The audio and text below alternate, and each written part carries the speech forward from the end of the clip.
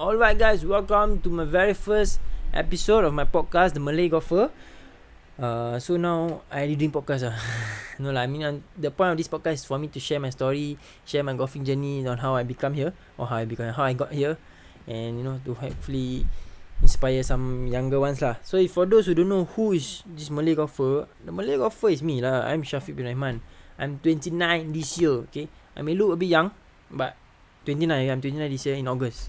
Next year already 30. So that is actually quite young lah. Not young. So speaking of age time is that when I was in Singapore Golf, like I think in February, we had this junior selection. Okay, so this junior selection, a lot of the Sembawang staff will be there.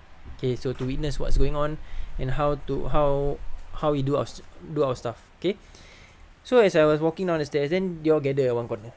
Okay, so I go down, walking, when I walk past them. Okay, then they were like, this guy new coach or what how come he like very young he like very young this coach. Then after that, in my heart I was like, actually I'm not very young 29 next year 30 Yeah, but I just like I just smile lah. I like, yeah, young people see young happy mah. And also second is when I was in the Golf Lab MST last year, I start to realize that actually people don't take me seriously. So I figured it might be because of my age, because other people say, bro, you like very young Yeah. Then I was like, I don't even have time to tell, bro, I'm not very young lah, 29. Then like they like don't want to really listen to what I say like in terms of like recommendations on the golf club, or like what they need to improve on the golf club. Yeah. So then what I did was in MST, okay, so now if you see my spectacle, okay, so now I started off wearing this spectacle. Okay, in Singapore Golf I don't wear spectacle, so maybe like that, look young, I don't know lah, but look young lah. So I started wearing this, and like maybe I need to change my way I look lah, to make it more like old and more matured and more professional. So what I did was, first I changed my hairstyle lah, make it look more neater, like more working professional. Okay, second was, so maybe it sounds stupid lah, but I went to go and change my spectacle to the metal one, then the squarish one that looks like more professional, like professor, that one. So that's what I did to look more mature lah. Then people see me, like take me a bit more serious. So and then like, actually when you wear this one, like be like, when you wear like transparent spectacle, the vibe you give like very fun, very chill like that. But then if you wear that one you look a bit more like proper. I don't know how to say, but yeah lah, that's the main reason. Yeah. So speaking of age, I'm not very young I'm 29 this year. Yeah. So if you think I young, thank you, but I'm not young. My golfing experience is I started golf since I was 9. So that was primary 3. I show you a photo of me when I was still a small boy trying to play golf. Okay, show you photo. Where is it? Okay, let me see. Okay, so here you go. Yeah, this is me so small Yeah, that was me in primary school. Our golf team was called the Tiger Cup, because Tiger Woods, then we are the baby, so Tiger Cup lah. Yeah, so that was me in Naval Base Primary School golf team. So then I played 9 years old until today, but there was a gap in between 17 years old like that, all the way until NS, which is 21, end of NS. That one shouldn't be a gap, it should have been a retirement. But this story I will share with you in the next episode, because this is the introductory episode, so I wouldn't be sharing with you a lot of things lah. So that was it. And then once I finished NS, I decided to play golf again, because I think later next time I tell you lah.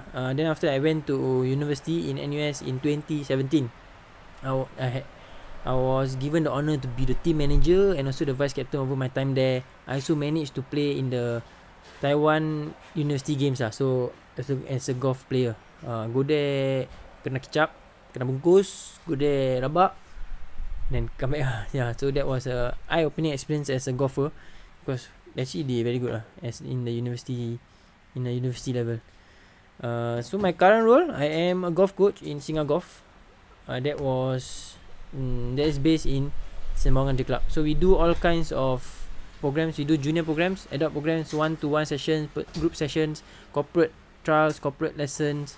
Yeah, those are things that we do. So if you're interested in lessons, you can contact me. Or if you want to do corporate lessons, you can chat with me. Then we can figure out something figure out a package that we can work with.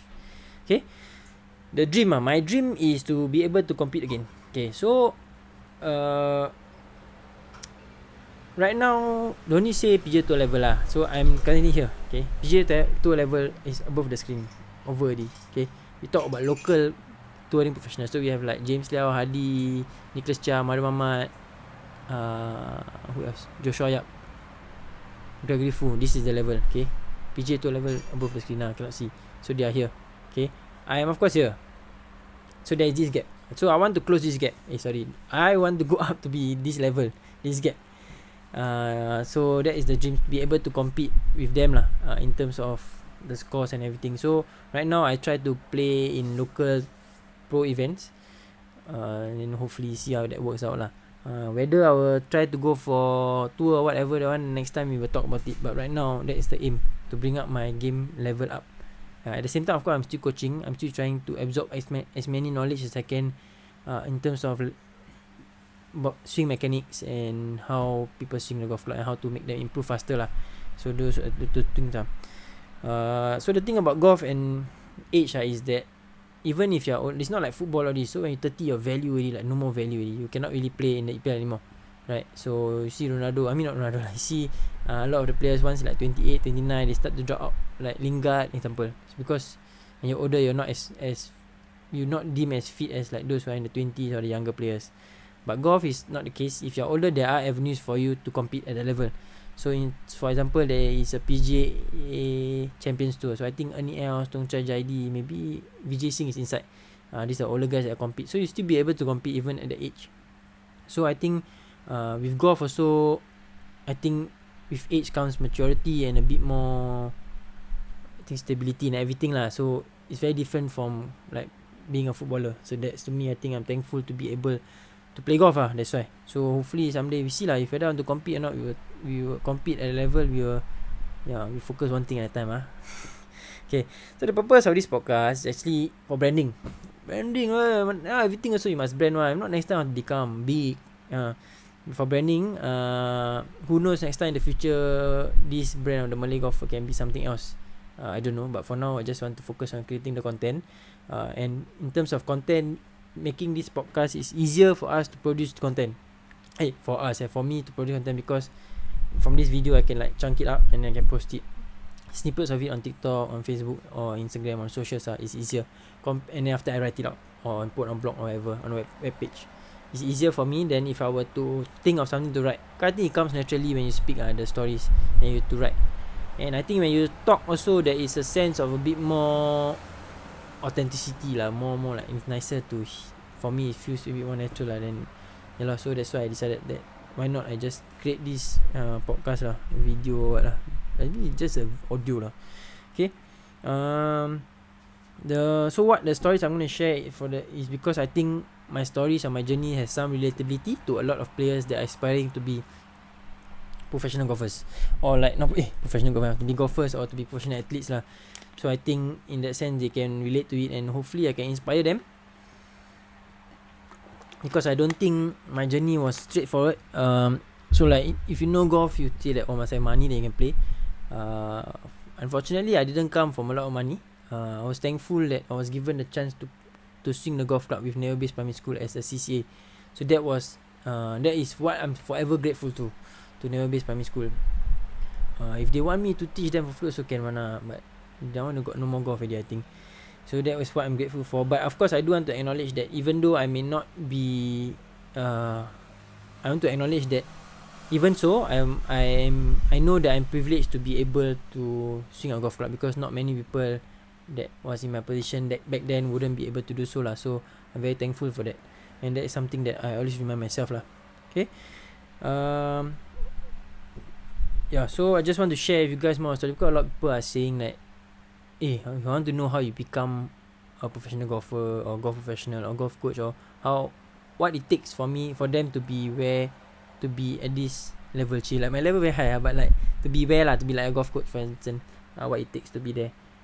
Then I think I can share my story, because I think I have gone through a lot of challenges over my time playing golf, since 9 years old all the way until today. Okay. So this is the end of my podcast. If you want to hear more, do stay tuned. I will try to post more often and see how it goes lah. Okay, before I end, I just want to have a bonus clip. Bonus lah. So before I started this podcast, I had to do a lot of research to see whatever lah. So when I see TikTok, like people post snippets of their podcast, and then after that there's comments. I say, why Malay people like to post podcast? Like Malay people like to do podcast. Malay only podcast. Malay only podcast. Okay. So here's my take on it. Is that I think Malay people actually are humorous people.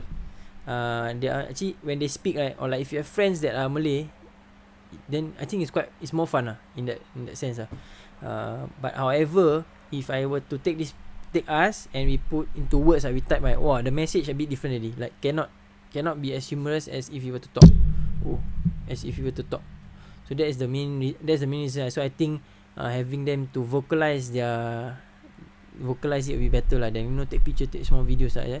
Yeah, look at who's that guy, the SGAT guys their videos, it's interesting so that I think that's why they like to share and create podcast, or why we like to create podcast. And I think our storytelling quite good lah. So you look at a lot of the Malay podcast, like oh yeah ke, and or like Common Folk, or like Okay Let's Go, or Wello. Those are a lot of Malay guys lah. And so I think that's my take on why Malay only podcast. And then but for me, I think that's it. I think we add a bit more humor into the stories. We are good storytellers . Okay, alright guys. Till next time. Do stay tuned. Bye bye.